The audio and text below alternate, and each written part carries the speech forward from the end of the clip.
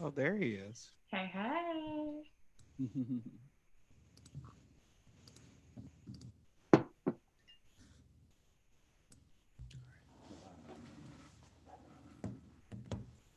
How is it? I'm sorry, you all. Can y'all hear me now? Hello. Yeah, we can hear you. We Hey, can Mark. hear you. Hey, Mark. Yeah, yeah. I'm sorry, y'all. That Zoom link had gone to my junk mail, and I couldn't find it. Ah, Yeah, I junk got it though. mail. Well, Ah, you, clutter. That's what happened to me one time. It like activated. I don't know what it's supposed to do Oh, other than ruin your life. true. Very And that's true. it. It was like, I'm going to sort your emails randomly based on an Random. algorithm I don't understand. And I was like, that's really inappropriate, Microsoft. Thanks for that. Oh gosh. that's what happens. Mm. That is true.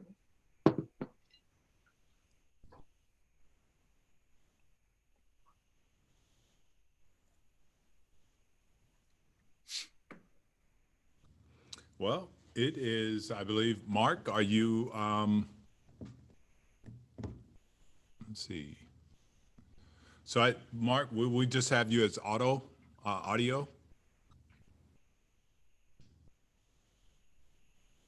I'm sorry. No, you're supposed to see the video as well. It's not. It's not showing. Yeah, no, no video. Hold on. Give me 1 second. Give me 1 second.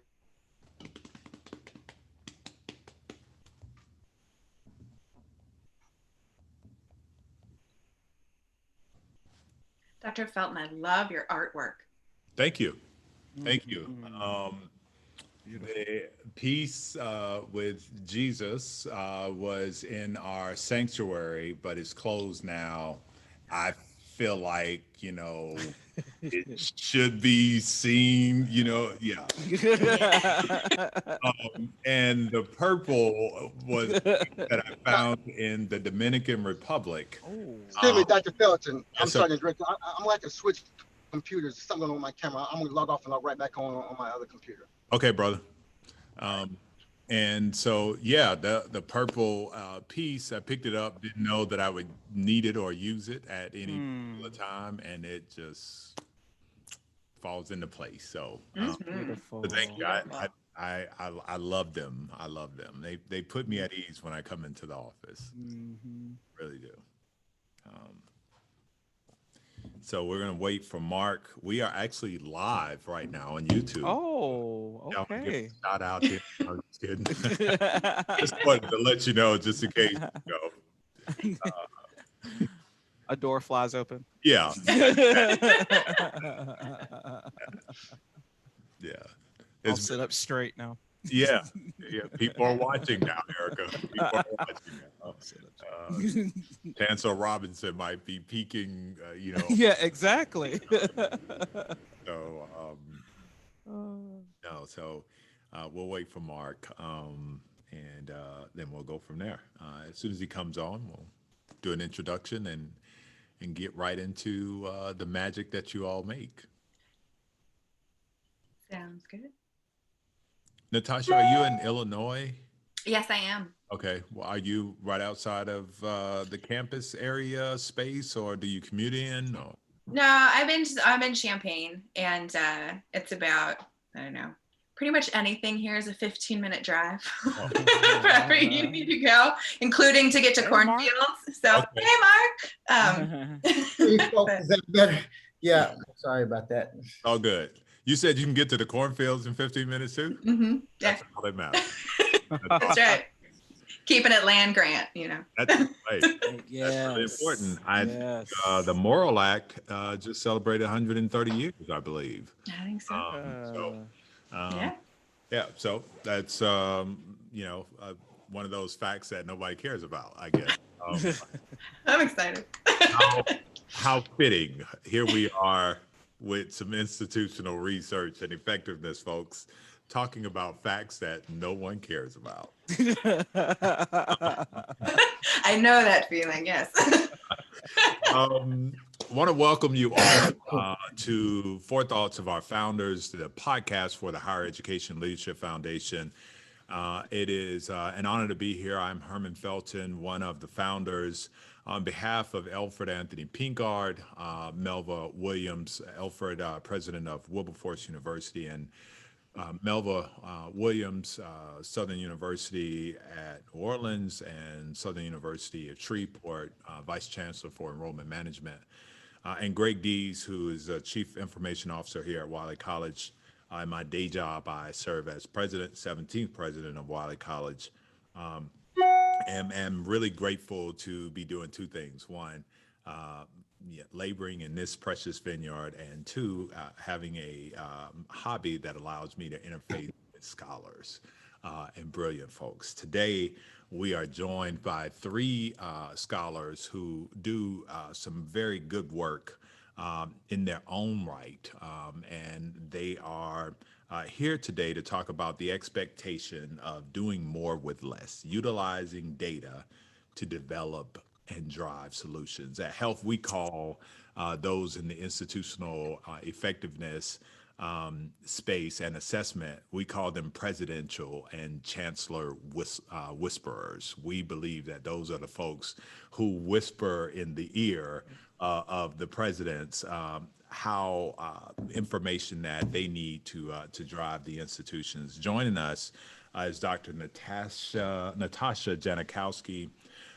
She's here in two fronts, the executive director for the National Institute of Learning Outcomes and Assessments, and also is a research associate professor at the University of Illinois at Champaign, right? Yes.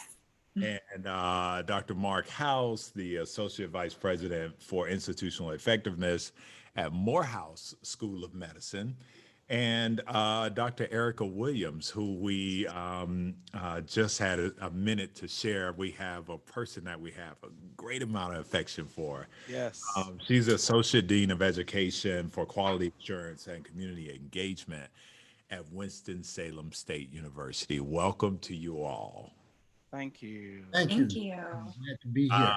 I'm happy to have you all, and I'm really happy to talk about something that I think is critically important and finds most people void of understanding the importance of it. And that is assessment, effectiveness, and research on institutions. And you know, our title was doing more with less, and how do we have information funneled up so that we can drive solutions and decision making.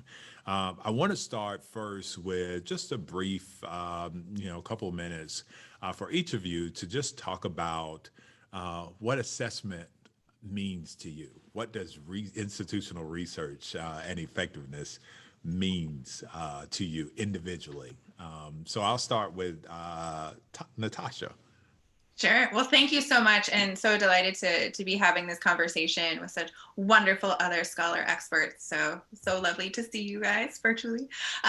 For me, assessment really is an integral part of our educational design. It helps us understand what we need to do and how we need to go about doing it for the students that we have with the resources that we have. So it really is that information, decision making, making meaning and sense of our environment. So yes, there's one part that is we set some goals. We want to see our students learning. I really like assessment in the learning focus. That's my sweet spot. And so thinking about if we have certain things we want our students to learn and get while they're with us, how do we know we're getting that? But that process of asking, is what we're doing working? And if we have, missions and goals, how are we making choices about the supports, the initiatives that help us drive toward that? And what data is going to help us make sense of that across our stakeholders? And that's assessment. So some people might say it's a little broader than assessment should be, but I think that really fits the IR and institutional effectiveness pieces together. Yeah. Erica? For me, it comes back to where it all began for me. I'm a current public licensed teacher. I have a special education, elementary education background. I started in teaching public schools, and everything about my background is about the teaching learning process. And so I was on a panel at Assessment Institute this past fall, and Mark was there, and I talked about stumbling across a book that I used in preparing superintendents last fall for leading school districts. It was called Restorative Assessment. And the author of that book talked about the Latin base of assessment being, and pardon me because I didn't study Latin, I studied Spanish, a sedere, which means to sit with or to sit beside. Hmm.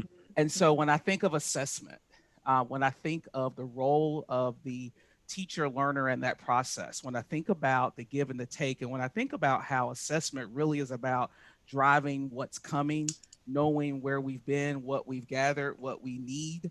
I think about the teacher who sits beside the student. I think about the professor who sits beside the learner. I think about the department chair that sits beside and with the faculty, the dean who sits with the other administrators, and in together, all together, we're working towards making sure that success happens for those people that have invested. They've invested in us, they've invested in our institution, they've invested in themselves. And all of this process is about mediating that for those that are there and for those who will come. So when I think about assessment, it's about that sitting beside, being with, bringing whole, bringing justice. Yeah, I'm going to come back to in a little bit that real Sure. analyses, that real time analyses that is so critical that I think oftentimes we make decisions that are not really the agility that is needed. I don't think we practice that as a whole. Right. Some of our institutions do a really good job at it, and some do enough. And I think there are some that probably could really benefit from really respecting real time analyses. And I thought about that when you talked about sitting with. Exactly. I don't know if there's any other way to get that real analyses by actually being there. Mark, what does assessment mean to you? Well, for me, and again, I also have an education background. I was a teacher, professor in the College of Education at Florida A&M, and had my background training in mathematics. And so assessment for me started out with just a focus on assessment of student learning. And so it's situated in that teacher learner dynamic and how we use data about what is intended to be learned and evidence of actual learning and finding the relationships between that. But then over my career, stepping into institutional level assessment, institutional effectiveness planning, kind of have developed a broader perspective. And now, as the Associate Vice President of Institutional Effectiveness at Morehouse School of Medicine, but I also wear the hat of the Director of Assessment. So I run an Office of Educational Outcomes and Assessment as well. And so for me, assessment is one in a triad of institutional effectiveness for Morehouse School of Medicine especially. And that triad includes three distinct parts: is institutional research, and Mhm. that is the division that uses data to drive decision making at the institutional level and to tell the institution's story to external stakeholders. And then the other part of that is the planning arm of the institution and how we plan in alignment to our strategic plan and the unit level planning and the year to year annual planning that holds that all together. But then the glue that holds all of it together is outcomes assessment planning. So for me, assessment is the foundation Mhm. of using data and information processes to set goals, to determine if you're meeting your goals, and to use the results to improve that entire process of planning in alignment to achieving the mission of the institution. And so again, it is the glue for me. That's how we wake up and do every day is think about how we use data and information to achieve our goals. I'm so glad that you all picked up on a deficiency of mine, which was to not really expound or to assume that everyone else understands that assessment is holistic. When I'm Mm, talking about assessment, you all knew that I was talking about that broader apparatus, research, effectiveness, assessments, outcomes, etc. But when you say assessment, it just seems as if, oh, let's see if we can assess what is that needs to be assessed, if you will. um, Mhm. I'm going to throw a couple of curveballs at you all because Oh, I know that you can manage those. But right now, COVID is this thing that we're dealing with, right? Right. And institutions have groveled and grappled with, do we open or do we create hybrid or do we stay closed?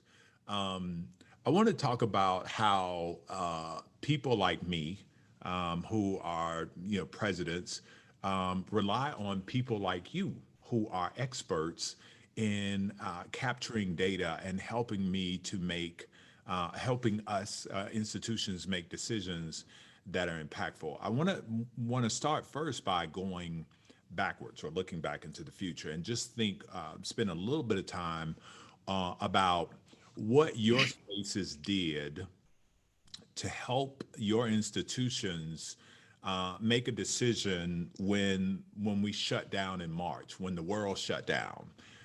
What did that look like for you all in your spaces?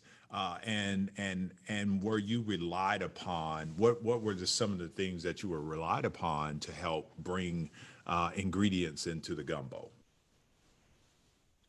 Well, I'll speak for my experience at Morehouse School of Medicine, and I will say that when the president was grappling with the decision to respond, not the mandatory shutdown, to get a sense of what needed to happen to take care of number one, our number one priority group of constituents are our students, and to get a sense of how this is impacting our students. So we're called upon number one to look at information about our students, their geographical, origins and so forth. What does this mean in terms of their proximity to the institution and so forth? So she wants to see that kind of information in front of her. And then she wants to get a sense of our capabilities. And again, we talked about assessment, and that includes the assessment of the institution's capability to deal with the students in whatever environment we're in. So we move fast track to get a good sense, of that. And then the other piece, because we're in the nexus of all institution operation, is we also have to look at, okay, then what does this mean for our financial vitality, and start thinking about a lot of serious decisions that are going to be made in the future. And again, this is in March at the point of the shutdown that we had to move into a lot of fact finding and fact gathering mode. And so we were the go-to unit for our president in driving those decisions at that point in time. Okay. at the time of the shutdown in March, I was an associate dean at my alma mater, Fayetteville State University, Fort Bragg, North Carolina. And in that role, again, responsible for graduate operations for the College of Education there, which houses the only doctoral program on that campus. Hmm. And also at the time wearing the hat of also being the interim chair of that degree program in that area, in a very boots on the ground kind of way. I had kind of three major foci. One was taking a process that had been completely paper and face to face based with dissertation defenses, of which there were 13 scheduled, and migrating it completely to a virtual environment. I was listening to one of your earlier web series, and we were talking about things that maybe COVID ushered in for us that Hmm. we were kind of ready for, but we didn't know we were ready for, and we had to adapt anyway. Yeah. And when I think about some of the gifts of COVID, there's been lots of loss and lots of grief for a lot of very valid reasons. Yeah. One of the gifts that it gave us in terms of making those data driven decisions was, how do we continue to do the things that we do of high quality and rigor? How do we still meet our outcomes and objectives? How do we serve these students, these programs, these faculty? And so migrating dissertation defenses to a total virtual environment, taking care of faculty needs, some of whom were highly, highly digitally operative to begin with, some of whom were not, Hmm. managing the minutia of that with some quick and dirty 7 steps to getting your students engaged in a Canvas platform as opposed to a face-to-face classroom, and then all the way to being responsible in that role with helping leaders themselves manage their situations. Again, I have principals, I have superintendents, I've got teachers who are experienced all the way to pre-service, who are now managing some of the most rural school districts in North Carolina, Yeah. who are now trying to figure out, how do I get meals, Yeah. hotspots, and mobile devices to the farthest most corners of this state, Mm. to families whose parents are working 12-hour shifts at a Purdue chicken factory, and I can't get them to come to a school and pick this up. And I need to finish up my first three chapters of my dissertation for you, Dr. Williams. You know, so helping kind of keep that communication line between our unit, Mhm. IR, the chancellor, making sure that she had her eyes on the ground. Chancellor Peggy Valentine, incredible interim chancellor there at Yeah. Fayetteville State, making sure that we were managing the minutia of those needs of faculty, students, stakeholders, and our broader community. Again, recognizing that our institutions like a Fayetteville State, a Winston-Salem State, or Wiley College, we are often the hub and the nexus of those communities. And so our responsibilities, yes, they're to SAC COC and Yeah. to Cape Accreditor, but they're also to the church down the street, the Yeah. community, the families that we've served for generations. Yeah. So being that go-between and using those different sets of data and those collection points to make those decisions that were necessary in the moment and for the long term. Yeah. Yeah. That's really interesting to hear both of you share those experiences, because from where we sat as a national institute, like, well, I had the experience as a faculty member who was teaching that semester that had to go online and help the institution and think through that and move in that direction. But the questions we were getting constantly was, what are other people doing and what data are they looking to? Yeah. And how do I get that data? Mhm. And the part of it was, if you hadn't been collecting it, you're not going to magically get it now. Yeah. And if you had siloed data before, this was now a huge Really problem. chocolate. Yeah. Huge problem, because you had institutional leaders that need complicated, nuanced intersection information that lived in different data systems that you might have had a week-long workaround where you had to pull it out and convert it and do that needed it today. Yes. Because it was changing every moment by moment. Yeah. And a lot of our mechanisms that institutions went with of surveying missed the students that we needed to know the most about, because they're the ones that would reply, I don't have technology and I can't get to my university email. So then the realization of, well, we need phone calls. And you have research offices going, well, we don't do phone surveys. And who is now calling and training? So I think for us, it was really important in the role that we play as a national institute to reinforce that there's not one data model that will help you make the choices. It varies by institutions and your student populations.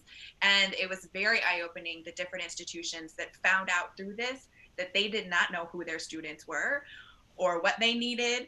And that's, as we can talk about that later if you want, but that some of the national quick reports where people were trying to be helpful to say, this is what other people doing, were actually hurting institutions that were going, I actually need to make decisions about student safety. They're safer here. Yeah. I need to think about, they don't have access to health somewhere else. That's here. And not, those weren't coming into some of those big models. And so being as mindful as we could that we need to look inward, not benchmark. This is not the time for that. It's really thinking, what do I need? But if you had any weakness in your data system, it was exposed internally in a big way. Yeah. You know what I really appreciate about all three of your responses is that they are just completely different. And which is why I think those that managed this well, they did it well because they looked internally. There were some, I would imagine, to your point, Natasha, that wanted to know what everybody else was doing and tried to do it. Yeah. Wanted to do what mainstream was doing because this sounded like the right thing to do without understanding the populace in which they were responsible for, and also understanding their own their capacity within, right? Mm-hmm. For me, I challenged our cabinet almost every other day. It was like, okay, I need information about this model. I want to do this. I want to go. I want to do online, have hybrid. I want to do. I want to do a lot of different things. And I can admit that a lot of that was driven by my insatiable appetite to be prepared and listening and looking at everything that everybody else was doing. And when you have leaders like that, how do you manage them? I think I know what the easy answer is, right? Or the quick response is. But I think there's a nuanced approach to getting a person to slow down, breathe, relax, and understand what they really want to do. Because I can tell you from with my colleagues, a lot of us, it was a herd type mentality. We were running because everybody else was doing this, but how do you take a person who wants to go east when they really should be going west? How do we use data to really recalibrate and point them in the right direction? COVID related, are there any examples that you can use, or any thoughts that you've come up with through just by way of working in the space, that you heard a leader or an institution that wants to go east when they should be going west?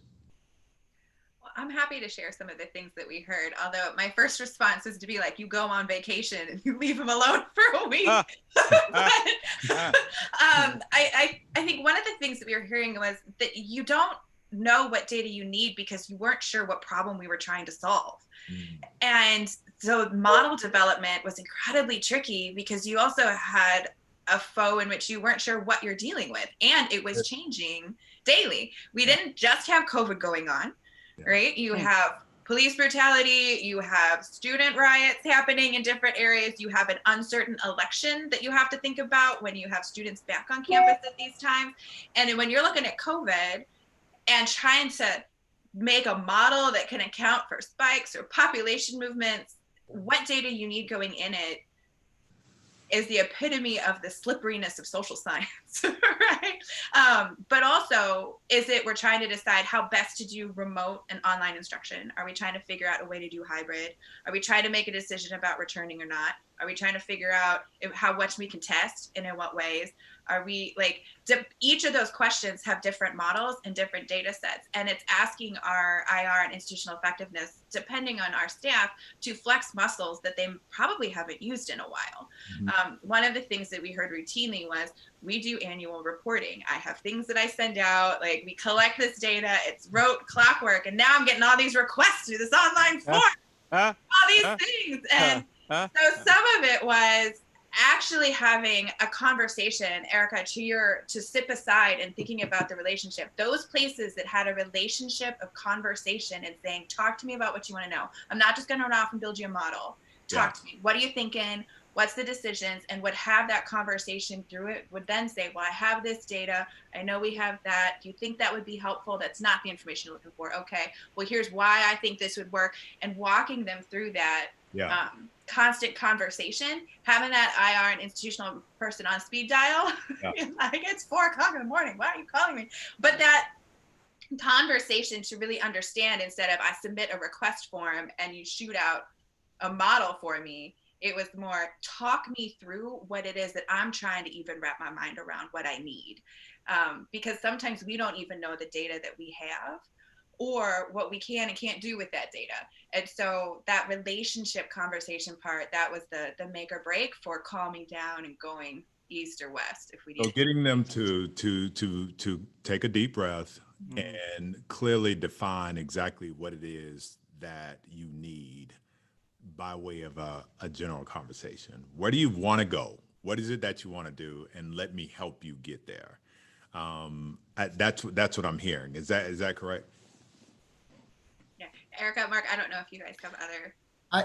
I would say one of the greatest assets in this kind of environment is having a good command of the types of data that are available, and thinking. One of the things that we enjoy at Morehouse School of Medicine is that our president, Dr. Montgomery Rice, she's a data scientist herself.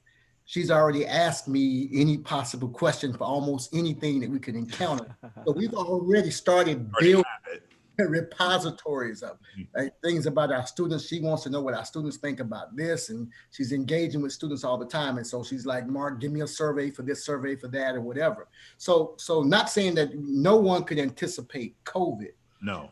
but having the mechanisms, having the students having the habits of knowing that they're going to see surveys coming, questionnaires, and to respond with confidence that the institution is going to take your voice seriously and use that, because for every student the impact of COVID is different. And so when you're trying to make a decision for in the best interest of the majority of students, it's hard to get your fingers on that.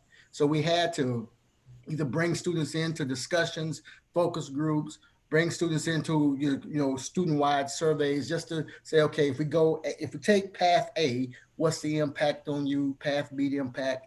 Put all of that together. So when you have the president who wants to do this one day, and that's about a last-minute call for 48 hours worth of work. Then about 30 hours in, she calls and said, well, let me rethink this. And then now she got another 72 hours worth of work. Then she called in 30 minutes after that, want this. So you're right. Sometimes it is, okay, let's take a breath for a second. What is the ultimate goal? What is the greatest return for the least investment? What's the least risky route? Let's think about these things first, and then lay out a path and let data show us the way. This is one of the approach we take. Erica, did you pick up from Mark this need for there to be a repository period, right? That what he said was that we had data. We may not have had, what was needed, but we had something to work with. How important is it for us as we are at these institutions to be in a posture where we're collecting data that is just a habit for us? And while it doesn't feel good right now, we don't know why we'll use it, which goes to my point about here's the fact that nobody cares about right now, right? Oh boy. But sit down and do what Natasha said, which was have a conversation. And Mark, echoed that. You're able to reach over into that little drawer and say, yeah, look what I have here in some instances, right? And how important is it for us to be in the practice of thinking that SACS and HLC is coming tomorrow anyway? Well, oh gosh. So a couple of things on that. Stop me when I go over the time limit. So whether I was a coordinator or a chair or an associate dean, I'm always in this posture of having to collect something for somebody because somebody's always coming, right? And so what I have found, unfortunately, and you hit it on the head, this rote. We never seem to have an issue with collection. We collect, we collect, we collect, we collect. Some federal group, some accrediting body, someone's coming for something, so we've got to have it, and we've got it stacked up high. We're ready.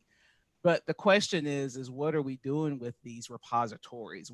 How are we actually sitting still with these data, with this information, with these students' assessments, with the things that are in TaskStream or whatever watermark or whatever system or platform or Canvas or whatever we're using? How are we actually sitting with this for a while? I had the wonderful opportunity of being an assessment coach for NALOR for several years. And one of the greatest experiences I had with that walk was visiting a 2-year institution in the southeastern part of the United States. And I asked them to send me things. They sent me their SACS report. They sent me this, they sent me that, because I really wanted to go deep with who they were, because part of my task when I showed up there was to help them as they were trying to reconfigure their student learning outcomes. And so they had their iPads, they had their SACS, they had this.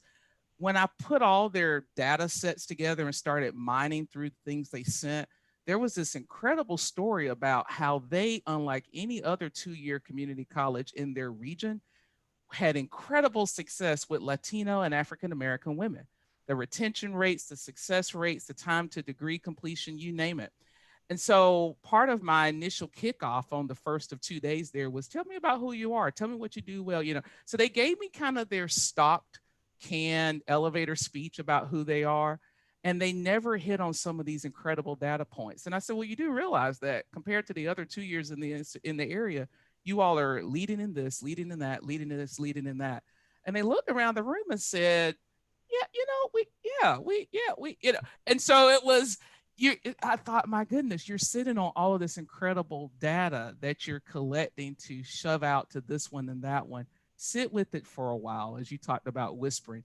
Sit with it for a while, listen to it, pay attention to it, use it for something that feeds back into your cycle. So, this whole gather, harvest, plant, nurture, gather, harvest, plant, nurture. I'm from, rural North Carolina. So always think about, how are we sitting with our seeds? How are we tending to them? How are we harvesting? How are we recycling? Sometimes you got to just let the field be alone for 2 years and then go back and plant something different. Yeah. But how are you sitting with what you have? And we shouldn't just be collecting to store it up for sacks. Those decisions are happening every single day, not every 3 or 4 years when it's time to write the self-study report. Everything we do incrementally, day in, day out, semester by semester, is building that bigger picture for iPads, for sacks, for whomever's coming. How do, how do, how Yeah. do you create that culture? How do you create that culture of assessment and mining, right? I think you made a really good point that there is no shortage of surveys around the campus and collecting information. Always. But how do you find out who you really are besides the stock narrative that the president spews off with his or her eyes closed about who they are, and not knowing potentially that you're actually someone else. In addition to what you've just eloquently said, Madam President, you also are the leader in producing, female, Latino, and African American women. How do you create that culture? Mark, how do you, I mean, because that's your wheelhouse down there at Morehouse. How do you create that? So for me, it's a combination of commissioned and uncommissioned projects at the institution, and let me explain. So, because data mining, this process, all of the stakeholders and the players involved are not in my wheelhouse. We're talking about IT. You're talking about some people in HR, all every different aspect, and they all have priorities. And so the only initiatives that they are going to willingly engage in are those that's commissioned by the president to answer a specific question at Yeah. hand. And so what that guarantees is that you always in a reactionary mode, because as soon as one question is asked, another question is going to be asked, and you might have done a lot of work to answer question one, and then question two might be a similar question with a little bit more work. If you had thought a little bit broadly, you could have had the answer with the same amount of effort. So working through that, but also having uncommissioned projects, just exploratory projects that the president hasn't asked for, but it's just exploratory about the experience of our students. Mhm. So what I try to do at Morehouse School of Medicine is think about the story. Our students, we create a little mental storyboard, and we actually have tried to do a formal storyboard process. And when I say storyboard, I'm saying let's take day one from the time a student applies to Morehouse School of Medicine to Mhm. the admissions process, enrollment, their training processes, their internships, their on-campus experiences, their graduation and beyond, and what are all of the important milestones and the data associated with those milestones.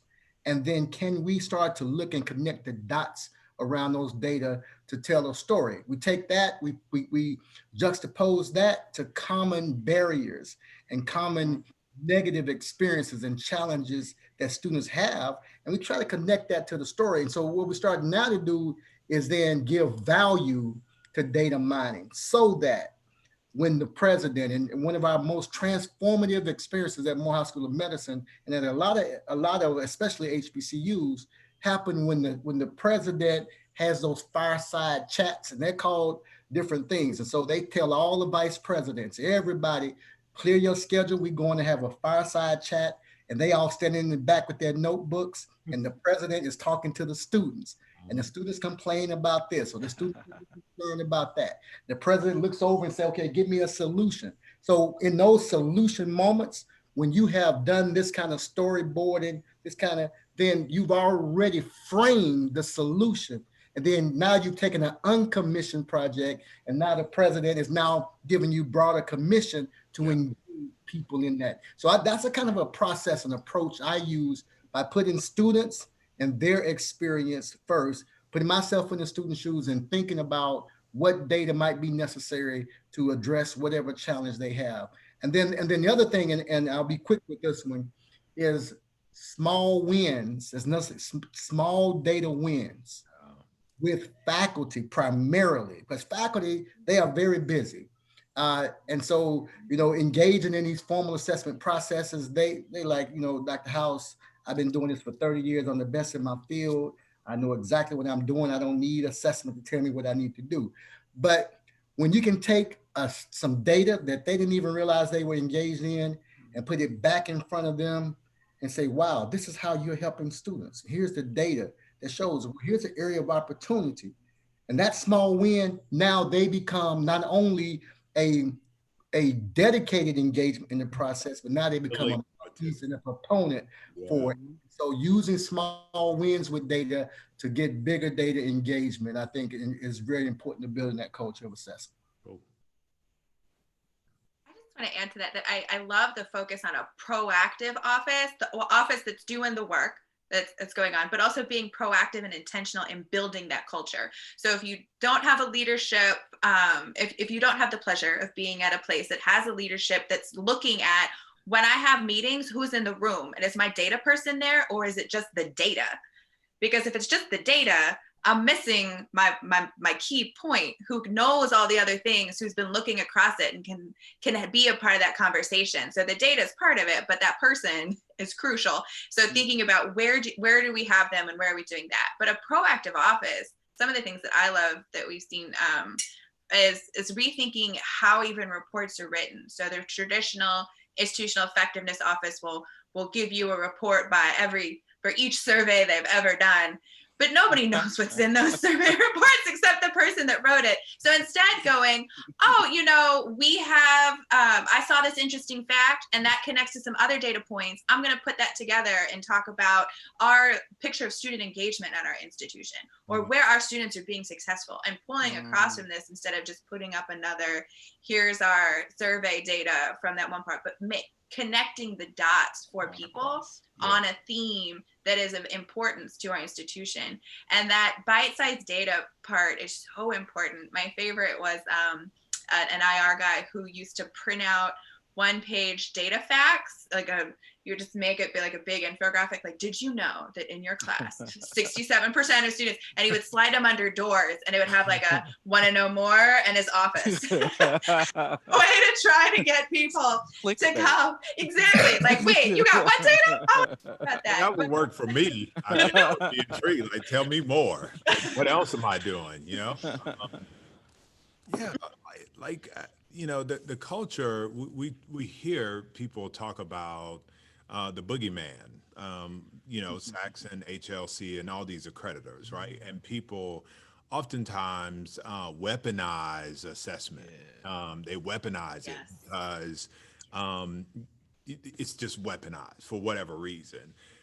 How have you found the appreciation for what is done in that space across campus? Do you believe that there's a general understanding of the importance of those offices? And this isn't about your institutions, but generally, you all are a part of national organizations, and so we're talking about information that comes from the masses. But do you, holistically speaking, see an appreciation for what is done in that space? Well, we're all like, I don't want anybody in trouble. Go ahead, ladies. You all go ahead, and I'll. Erica, you go first. I got your back. Go for it. Well, I don't know. I may be odd here, and maybe I'm just delusional, but I genuinely just I'll come down to just my space of educator prep. I tend to see colleagues really interested and engaged in this whole notion of continuous improvement. How do we know what we know about the teachers, the principals, the superintendents that we're producing?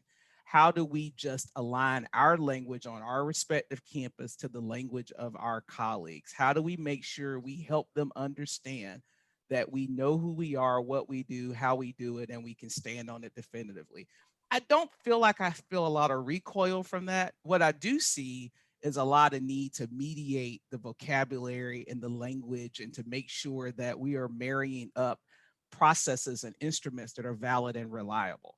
And Mhm. so sometimes some of the tension that I may pick up on is just from this whole notion of, wait a minute, my rubric's not good enough. Why is my rubric not good enough? Well, help me unpack that, And so helping to kind of turn that ocean liner a little bit Yeah. so that it's not that we can't write a sufficient rubric or we can't, but let's talk about this whole notion of sufficiency and Yeah. let's help our accreditor speak our language and let's speak theirs. And then let's make sure that what we're doing is defensible. And Hmm. it's okay for us to be, we all believe in quality. It Yeah. comes down to quality assurance, and we all believe in quality. We're teachers, so I don't know that I feel a lot of overt tension. It's just some little small places where there's some mediation that has to occur, and that's what I'm here to do.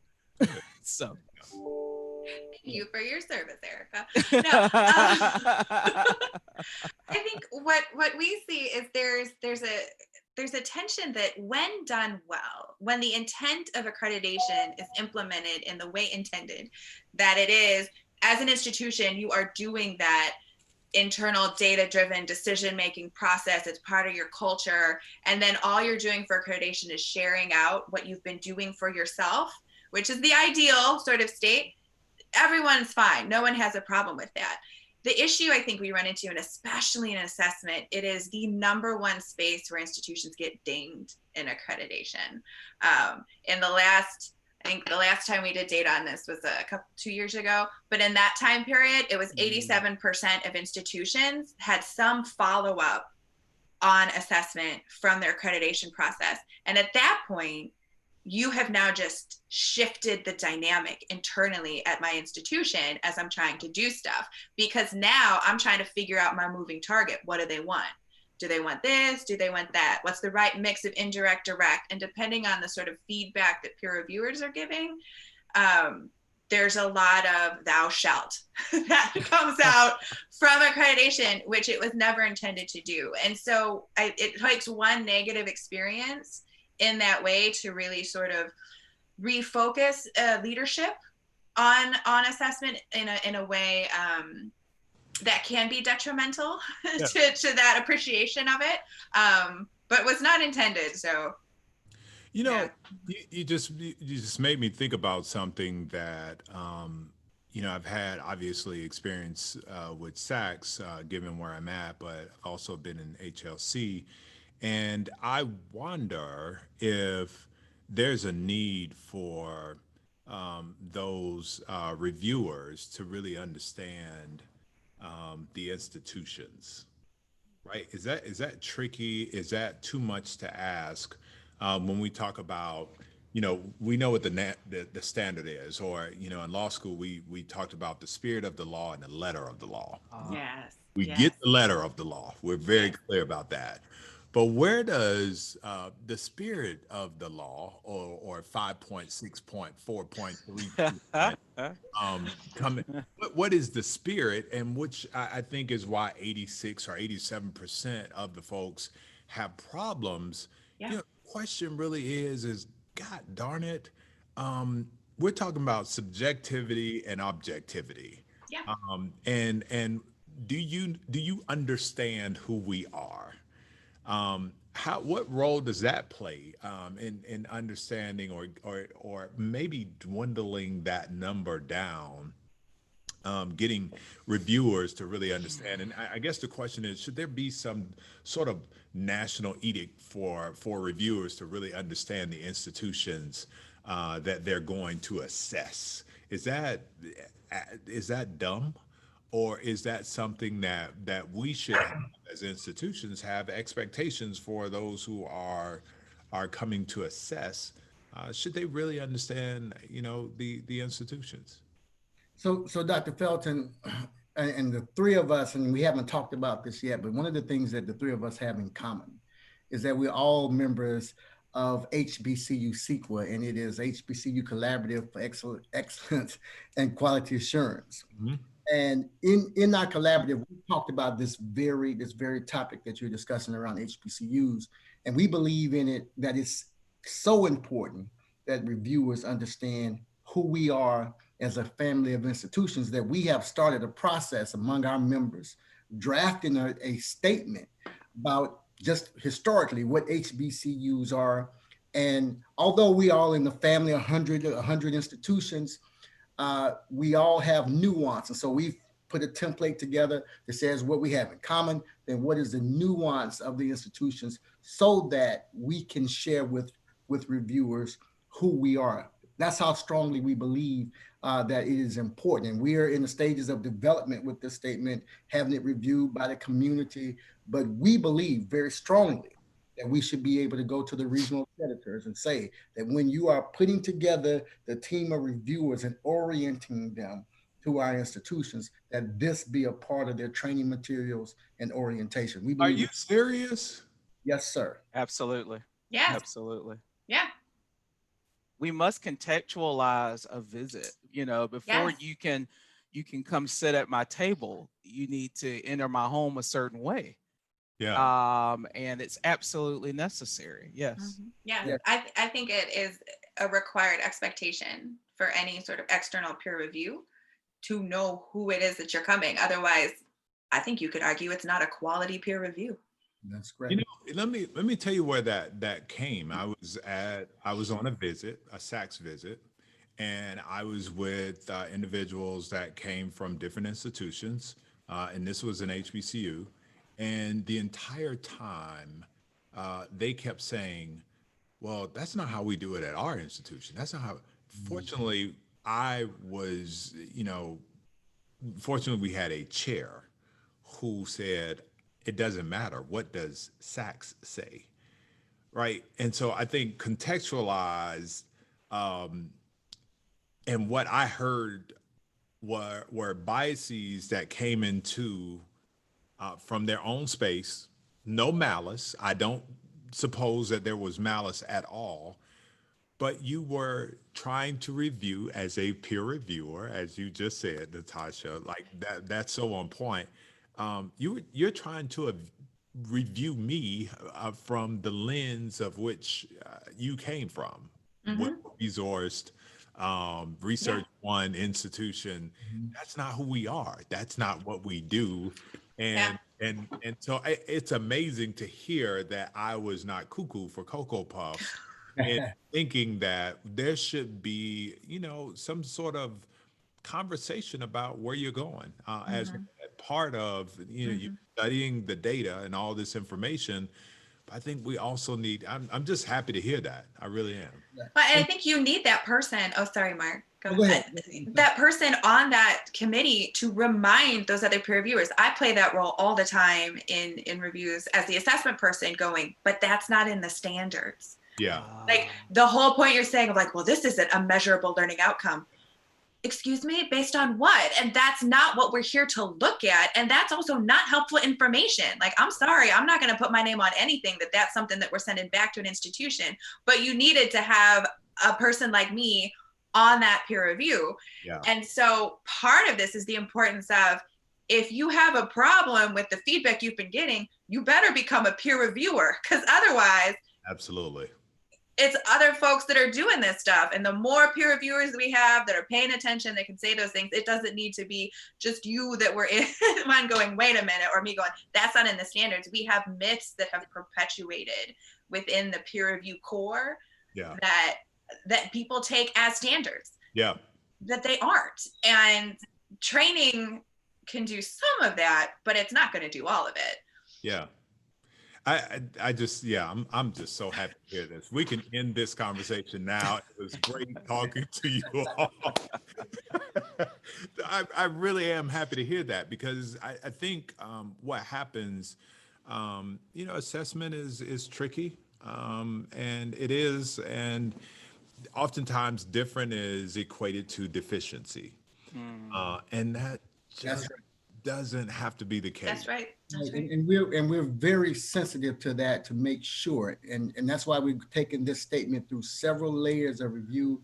Eventually, and very soon, and Dr. Felton and you and the other presidents, we want to put this statement in front of, because we want the community to take ownership of this statement. That's why we need everybody's input to make sure that we're not trying to make any excuses or ask for any charity in Oh, the no, evaluation process. We will meet the standards yeah. and exceed standards, Yeah. but it has to be done with some understanding of who we are as institutions. It's very Yeah, important.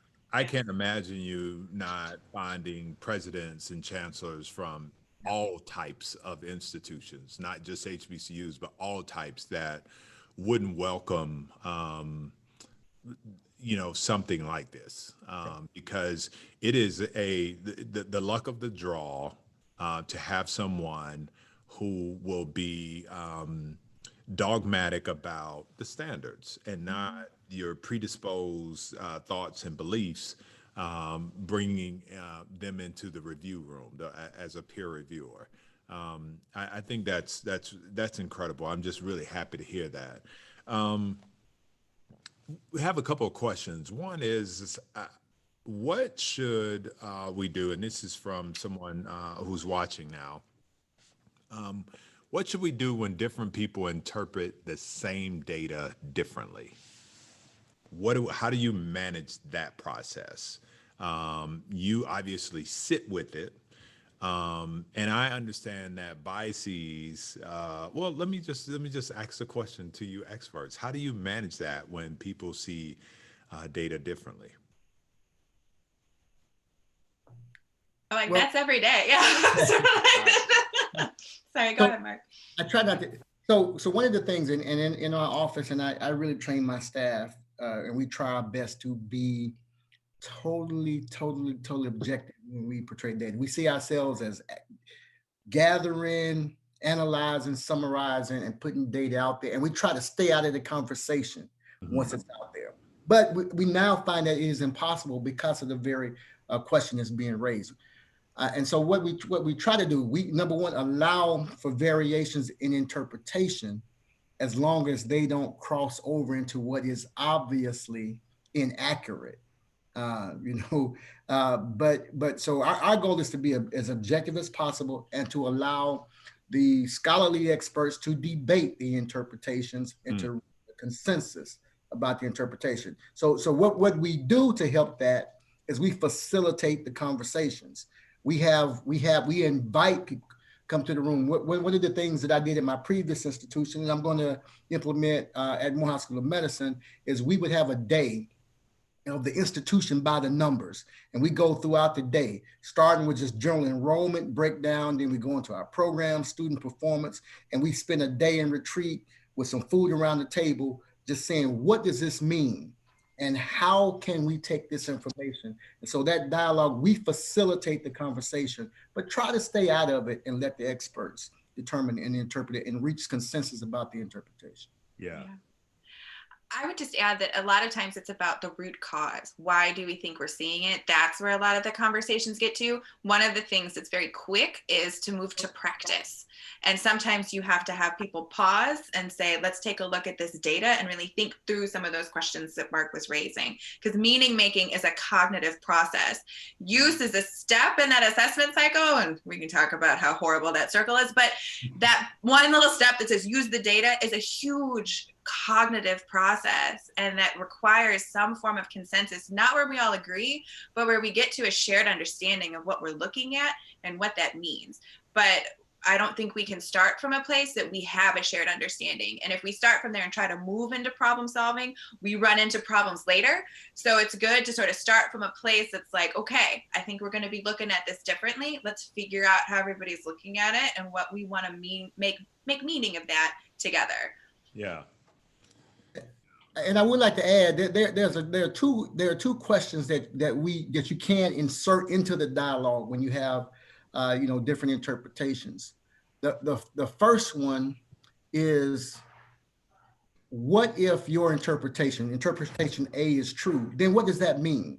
What does that mean long term? And the second question, which is just as important, what had to be the case to bring us to this result? And sometimes putting those either back engineering questions or projecting forward questions into the conversation then can help bring some clarity and get to some consensus about it. Because if you got an interpretation A, but you say, well, if interpretation A is true, then this is what had to happen to get there, and then we can truth and fact check that to see, trying to calibrate the understanding. Anything you want to add to that, Erica? No, I think the dissonance is necessary. I think some of that has to happen, and that's where the consensus is going to build from. Don't fight it, just manage it, and it'll be okay. I think it's also great for the assessment folks to be able to just say, "Hey, my name is Bennett, and I ain't in it." Here. True. My number one approach. Right. No. Not shoot me. I'm providing this information to you because you asked for it, and here it is. There's one more question before we get back to a couple more, and we'll cut across the field here. But the gentleman also asked, how can those of us in the disciplines that don't deal with statistical data learn how to become friends with data? I got really excited. I was muted, but I was like, oh, it's like facial expression big time on that. No, I love this. So I have two things that I would say to that. One is I would read The Phantom Toll Booth by Norton Juster. I love this book and I cannot speak about it enough. It is a kid's book, but it is about a boy who goes through a toll booth and into another dimension that's ruled by the king of words and the king of numbers, and they are brothers. And as he goes through this journey to save rhyme and reason, the king of words makes arguments about why words are all you need and it's the best thing ever, and the king of numbers does the same thing. And when he finally gets rhyme and reason, who happen to be their sisters, free, the kings realize that you need numbers and words to make sense of the world and have it flourish. And it is a beautiful, short, quick read that can start to get some of that in conversation. Our quantitative data are something that we use as a crutch, but we make sense of it through our stories, and we make sense of it through our lived experiences, and we make sense of it through all of these other parts that are the narrative, that is our qualitative side. And so if you come as a qualitative person, you come with a strength that the quantitative people need to help figure out how to tell our story and how to make sense of this and understand how all these things fit together. So you are already a friend of data. And we welcome you with open arms to the conversation. Please come. That's I love the story, and this notion that they're both necessary. The qualitative, quantitative, the words, the number, the letters, the numbers, words, numbers. It is fitting because when you think about from a historical perspective, those of us who are, African American history or Black history buffs, we talk about the great debate down at the the great I think in Atlanta, the turn of the century, Booker T. Washington and Du Bois talked about the liberal arts and the theoretical and the practical education. And they surmise that neither is more important. Both are equally important and they're needed. So it made me think about that when you talked about that book, which I'm going to get. I think that'd be great for my. I have a 7-year-old son, and I think that'd probably be pretty good. But I like the way you helped illustrate the importance of the two and the marrying of them, and how critically important it is to have one do what the other can't do for itself. I think that's pretty cool. This notion that I remember probably 95, well, 2005 through 2010. It was probably in 2000 when it was really sexy to say that I'm a data driven decision maker. Do you guys remember that time frame when it was all that people talked about? I'm wondering now, one, what replaced that saying, and two, what do you think the impetus for that was, and what role did assessment play in that?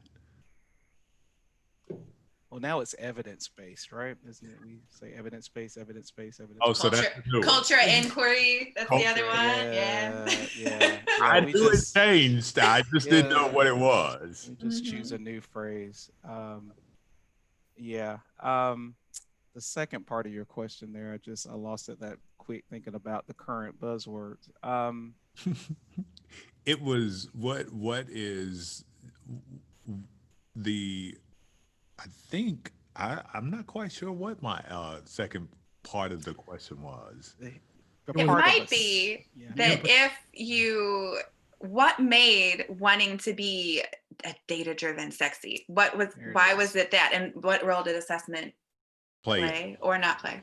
There That's you it. go. Mm, Now, I don't know. I don't know by evidence what the impetus was, but I can speculate. Mm. At least in the era when I was coming into assessment as a young professional, that there was this move, and we know all the move, the U.S. Department of Education holding the regional creditors accountable and saying that the product they were getting out of higher ed is not worth. We're not getting the return on the investment, and so there was this push, and that's where it really gave birth to a lot of institutional effectiveness offices around the country and so forth. And I think that the data driven decision making that now has grown into evidence based decision making kind of grew out of that. At least for the context that I grew up in, I know that that was some of the drivers of that.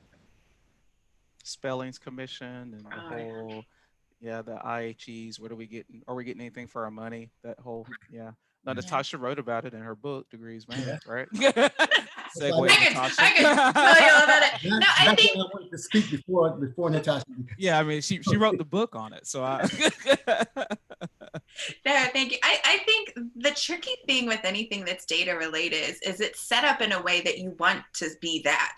You don't want to be not driven by data.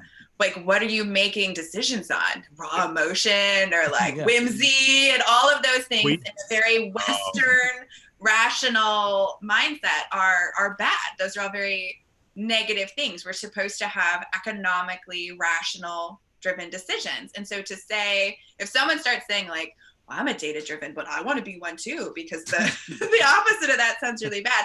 But what I think it does is make it hard for some of those other types of things, like, but is it the right thing to do? So Twitter can't. I can't use Twitter as a data, an inflection point for me to make decisions. Are you telling me now that I will not say a word. I'm just Well, you whatever counts as evidence for you is and that's really under that that veiled jab is really the question, right? Like data is a lot of things for a lot of different people, Mhm. right? And sometimes I think this goes back to the question really is when we interpret data differently.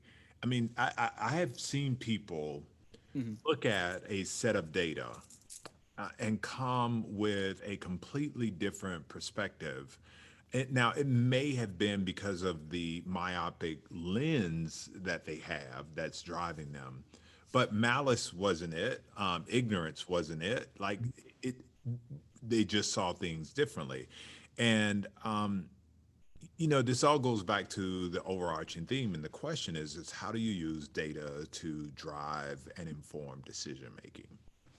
And I think, if I can here, cleaning, scrubbing data is really important. Getting good data to decision makers is really important. Can we talk just for a few minutes about what is this? What does that mean to have clean and good data? What does that mean? So, Dr. Felton, so I'm complex by that, even the question, because if the conversation we just had talked about different perspectives. Hmm. And so clean data, and this is a challenge, and one of the things that is at the core of the work that we do in CEQA, because you cannot take the interpretation of data away from the cultural lens through which it is being observed. Mhm. So we Mhm. have to be careful. We need clean data, but we have to be careful how we define Clean. what is clean data. If clean data is only the data that fits a certain narrative that discounts other perspectives and other points of value, then what is clean data? So I do think, I know clean data is important, but it has to allow for variations in perspective, variations in value frameworks in the context in which the data are going to be used. Yeah. So that's very critical. And I know that complicates the matter, but Mhm. it's something that we have to tackle. No, because we have to be clear. We can't. We don't want to come from the posture that there is this one way, this sanitized, uniform way that we all uniformly march into understanding it. No, we all bring our frame of reference, our backgrounds, etc., to it, and I wouldn't say malice, but agenda does matter, Yes. and we Yes. all show up places with an agenda.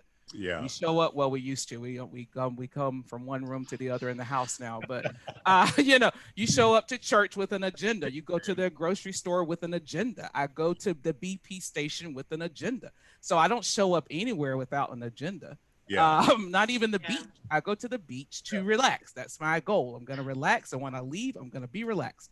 So we show up to it all a certain way. Yeah. Right. So I'm with Mark on that part. That um, so when I hear scrub data, I hear, when I'm reporting, ethnicity, I've got every possible group represented, and I don't have gender or non-binary data mixed in with ethnicity.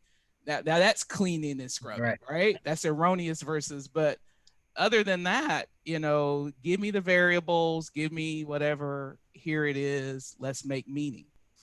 But just to echo the nuance what I'm talking about, because even and we had this at our institution, we say every person cannot self-identify their race. Yeah, yeah. So Well, our person went through the data and we had 2,000 combinations of persons, ethnicities. Now we can't really do any, you know, significant analysis right now with that. So we have to now force people into certain categories. But is that right? Which So is not right. so how do we find the balance? And this is what we struggle with: finding the balance Yeah. that protects and that does not do cultural violence to our students and the whoever we are actually trying to do the data analysis on. Mhm. Which is really the impetus, and now I'll turn it over to you, Natasha. But really, the impetus behind my question, like I don't believe in this notion of clean data. mhm, Mhm. mhm. It just feels like you're clean as to what and who, Right. and what determines clean. Give me raw data, and let me go from there. Right. Mhm.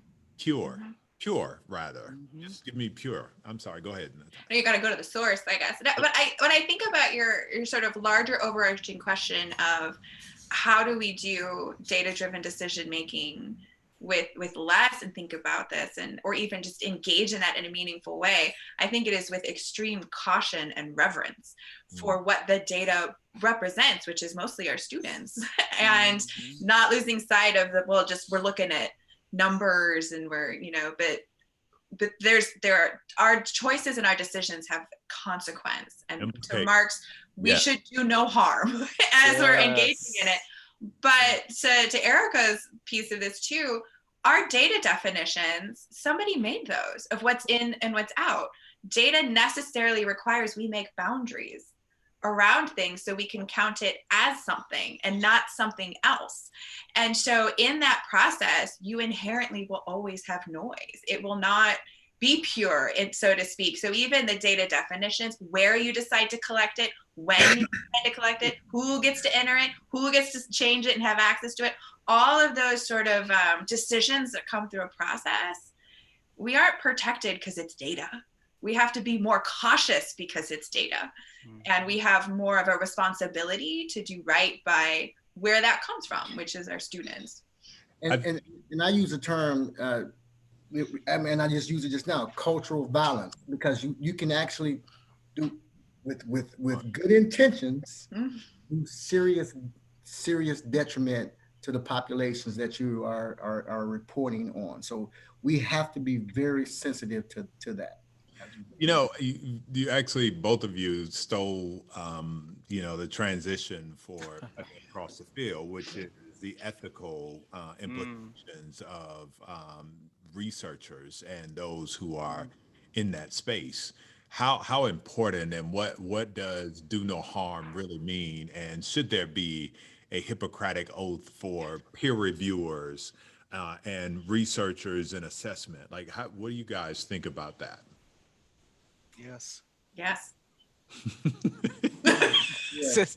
Period. I'm out. That's it. Yeah. Let me get my Coke. Let me. No. I think. True. Yeah, just you know, that disciplined and principled researchers and data. I think you all have touched on not losing sight of the implications of the stories that you are telling, and what the information and how it is used, the implications for how it is used, and if not done. And I don't know what the right word is. If it's pure, if it's raw, if it's clean. Well, I'm resolved in saying that I'm not with the clean, but you know, figuring out how do we, you know, really describe what it is that we're looking for to help us drive solutions with the data that we pick up is something that I think we should all really think about. Well, if I may, it goes back to attention that you and Erica both raised earlier about that real-time data, but we have long view data processes. Yeah. And so as IR and institutional effectiveness people, we need to keep that long view for the institution, but the decisions we make today have implications for the students we have right now that aren't with us for that long view. And so how do you balance, what do I need to do for the folks that I've got that are here that, you know, in a fireside chat voice these needs, but then how am I also thinking about that longer view of the institution? And depending on what view you have as an IR and IE office, you might lead one way or another. And so you got to kind of keep one foot in both worlds and keep that going. But it's tricky, but I think important work. Yeah. Natasha, you talked about, you know, those two, but then there's a third, because you have to look at what's in the best interest of the institution in the context of external accountability as well. And so while, and I've talked to some of my colleagues, and they're ready for the fight. They're going to fight SACS. They're going to fight U.S. Department of Education. We're not reporting graduation rates. That doesn't mean anything, whatever. But we have to be careful, because we cannot cut our institutions off at the knees. We do have to respond to the accreditation standards as they are now, while also being in the fight to change how we're held accountable at the same time. Mm-hmm. Yeah. Absolutely. Absolutely. I think it's really encouraging to know that there are folks like you all with the mindset of understanding that all of our institutions really need advocates that understand that assessment is monolithic, not right. It is not, and that our institutions, I really like the clarion call from Natasha that we need to get off the sideline if we're so, you know, disgusted with the reviewing process and be active participants and be engaged in it. Critically important. There are so many nuggets that I take away from this conversation. I want you to close individually with your thoughts about assessment and the future of assessment. Like what's on the horizon for us, and if you can throw in there how a person might find themselves in that space of appreciating and wanting to toil in that space. Because I can imagine that I know that it is really hard to find you people. It is really hard to find. I know that, right? And I know that there's a need for good researchers in that space that are committed and come free of motive. Could you do me a favor and be so kind to just touch on where the future of assessment is and how might a person find themselves in that vineyard?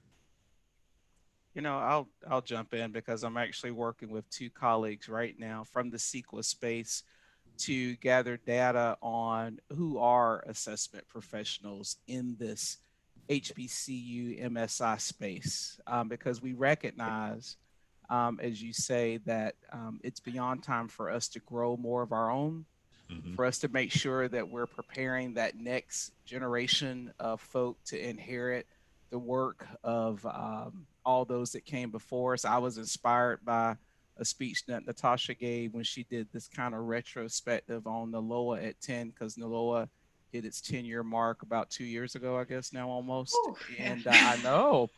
And in her kind of State of the Union address that year, she talked about how some of those heavy hitters they were phasing out of the field, and who's next up. And then as you get into our sphere, this HBCU sphere, the CEQA space, um, what is it that we do in these honored sacred halls that we inherit every day? How do we make sure that when the next pandemic comes, that there are sound assessment professionals here to carry on the narrative? One thing that keeps me fired up about the work that I get to do every day is reflecting on the fact that most of these institutions went through the 1918 pandemic and survived and did okay and did well in spite of, without the resources of, without the CARES Act. I still we want the CARES Act, Yeah, but yeah. without the, Yes, we do.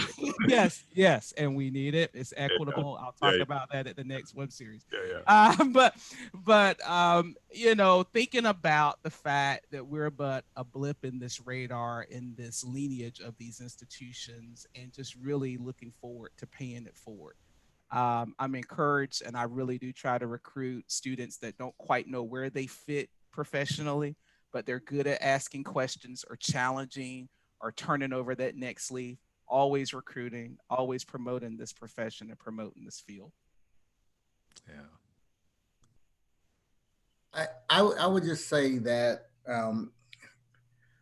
I believe that the future of assessment and IE professionals is bright, and maybe I'm overly optimistic, but what I have seen is a transition from these offices, and I've worked in a few of them, more than I would like to say, but the first phase of my work, it was always reactionary Mm, after Yes. some crisis, after something. But what I have seen in my professional lifetime is a shift to being proactive. mhm, And what I am finding is that presidents and provosts and other institutional leaders have a growing appreciation for the professionals in this space. And we're talking about this at HBCUs, but this is across higher ed. And I believe I see a growing space, a growing commitment to having strong IE assessment and IR offices at institutions, because what we have moved from a traditional format for higher ed to now higher ed institutions have to be agile, responding to various Extremely. needs. These are geographically driven, financially driven, industry driven. So agility is important, and you cannot have agility without data and experts that know how to use data to drive decisions real time or near real time. And so, so I want to take the opportunity very quickly, brother, to just talk again about CEQA, our organization, and Please. anybody that's interested in joining CEQA, because that's what we're about. We are about the professional development, the professional growth and advancement of professionals in this space. And so we are a collaborative of assessment and IE professionals that work at minority serving institutions, coming together to find common solutions to the common challenges that we have at these institutions. And we welcome anybody that is interested in advancing that agenda to be a part of our membership. And so hopefully we'll be able to share with your viewers and listeners our web address and so forth, and they can find out more about Please do. Why don't you do that now? Okay, so if you go to Morehouse, you can actually just do a search for HBCU CEQA, and that's CEEQA. And then we are at the Morehouse School of Medicine / HBCU CEQA. Morehouse School of, I'm sorry, I'm also moving so fast, msm.edu / CEQA, msm.edu/CEQA. And you can find out more information, or you can reach out to me, myself, Mark House, and my email address is mhowse@msm.edu, and we'll be glad to send you that information. That is mhowse@msm.edu. Mm-hmm. John, Mark. Completely, yes, highly recommend and echo the HBCU CEQA. A lot of times an IR, an institutional effectiveness or assessment person, is the sole person in their institution. That's the vast majority, and it can feel very lonely. And so finding a community of practice to problem solve together can be incredibly useful and uplifting, and CEQA is fantastic. The only thing I think I want to add to Herman's question is, for us to get the type of people that we need to do this work that we've been speaking about, we have to change our job descriptions of who we're asking to show up. So while Mark talked about we've had this shift in sort of what his role was, we have never shifted our job descriptions. We are still asking for someone that can fill out a compliance report, someone that can do some quantitative data analysis, and somebody that can file iPads on a regular basis. You may have not noticed, but in nothing that Erica and Mark said were they talking about that as a strength. They weren't leading with that. It was problem solving, it was meaning making, it was relationship building, it was political navigation, it was all of these other skills that we do not hire for. And so it becomes the lucky that we find them and we keep them. And so if we want to think about how do we get the people we need to be in this conversation and feeding us that data that's not just like I ran some analysis and but like helping us make sense and engage in it, we have to go back and look at our job descriptions and see who are we inviting to apply to be a part of this, because we're probably turning away people that don't want to be a SACS reporting 5.3.2. It's not going to make them happy. And so sure, that's the thing you got to do, but that's not what we need to recruit. It's not everything, right? It's not everything. We shouldn't be driven by that. It's the sort of the white lines on the road as you're going. You don't want to cross them, but it's their guide rails. Thank you. It's not the thing that's driving us home on all of this work. So, I want to just touch. All of you have said something extremely profound in your closing statements, and I'm deeply moved by Erica's articulation that there's a inherent obligation that we have, a charge to keep, and we're here but for a blimp. In the history of the institution, what we do now has lasting implications. It can be good or it can be bad. You can set the institution on a trajectory forward, or you can help it devolve quickly. I think that's critically important. And Natasha, looking at it from a different perspective, we are patriarchal, our institutions, and antiquated in so many different ways. And one of those, I can say without any reservation, is in job descriptions and titles, and how we really look at people, how we recruit people, needs to change. And I hear Mark talk about consensus building all the time. That's been a reoccurring theme throughout his entire conversation. And I'm grateful for hearing that. That's a nugget that I'll take away from him, and that people in this space have to have this cagey resolve about who they are and be very clear about what their mission is. It's a vital role. I think until I had the fortune to lead institutional advancement and research at Livingstone College, did I come into an appreciation for institutional research and effectiveness. But for, I would not be a champion for it. I would not be acutely aware of what it means to empower that space, number one, and number two, to make sure that they have what they need to be effective, and understanding that when they call, you should listen. I'm so grateful. I want to say this without talking to uh, our team, but I'm certain that we are in the same space. We have to do something together. We as in health and CEQA, have to work together, because what we're doing is the same thing. It's just in different spaces, um, Yes. but essentially the reason we exist is, while we're paying it forward, we're making sure that that pipeline of leadership, and the connectivity of those who are laboring now, is strong. I cannot wait for us to do some work together, health and CEQA, and want to make sure that for every institute that we have moving forward, we are 5 years old, going into our sixth year. Want to make sure that you all are front and center and a part of what we do. So we'll connect offline, and have a conversation about being connected, because I just I think it's wonderful when people are serving others, and doing it for the perspective of nothing but it being the right thing to do. We should all want our Yes. institutions to be better Yeah. when we leave them. Yes. Yes. And if you're not in that space, and if COVID Mm.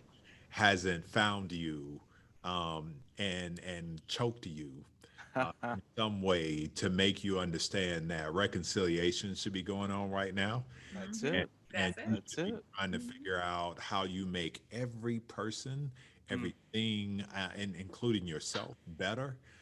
If you're not doing that, if we don't come out of COVID better as a nation, Mhm. it will be sad. It will Yeah. be. Absolutely. Absolutely. So I want to applaud you on behalf of our founders and our organization for doing this work.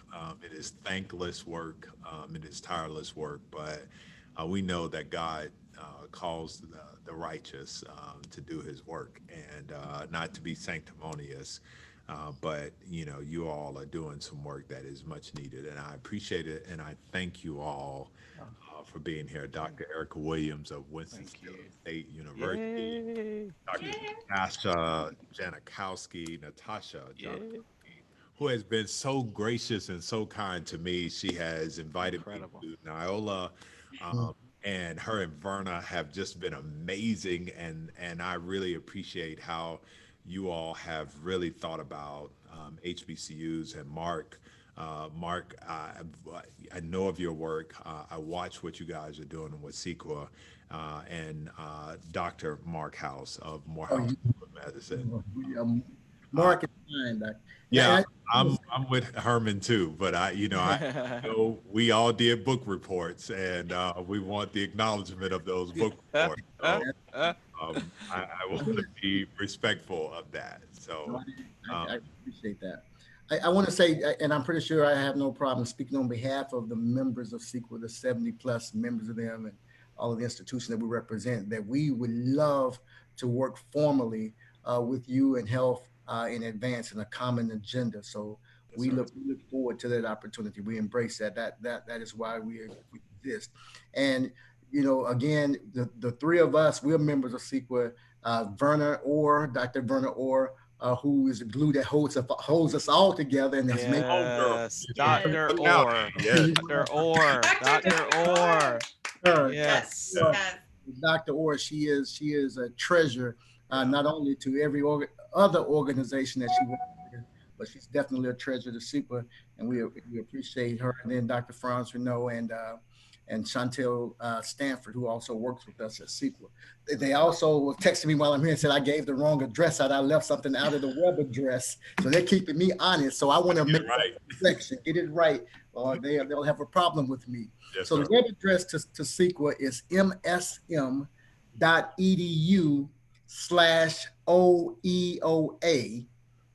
msm.edu/OEOA/CEQA, CEEQA. That's msm.edu/OEOA/CEQA, CEEQA.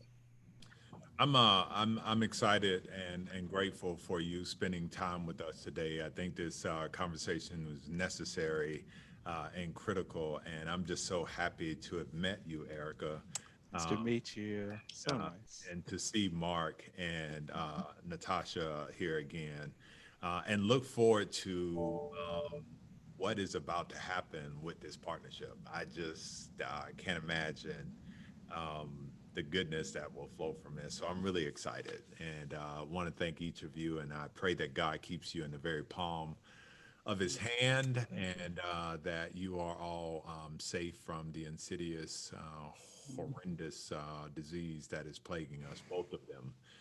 And that we work tirelessly to eradicate them all. Peace and blessings to you all, and thank you so very much for sharing us with us here today. Good. Thank you, Dr. Shelton. And also thank you for all you do as well, being a soldier and advocate for us. Thank Oh you. yeah, no, and I guess I'll call in the spirit of her connectiveness, the Maven, Verna, and then we'll get together this sequel and health thing. Uh, Yes. Yes. and looking forward to it. We're going to do a virtual institute in December that'll be free to the public, and then we're coming out, God willing, in Charlotte, North Carolina, June 3rd through the 6th of 2021 Great. for our Lambda cohort. It's going to be epic, and I can't imagine Sequa not being there with us. And we're going to figure out how you all are a part of the cohort in December, or in the virtual institute that we do in December. So looking Wonderful. forward to it. Wonderful. You guys take care and be safe. Thank Thank Thank you you. so Same to much. you. Thank Thank you. you. Bye Good bye. night, everyone. Good night. Bye bye.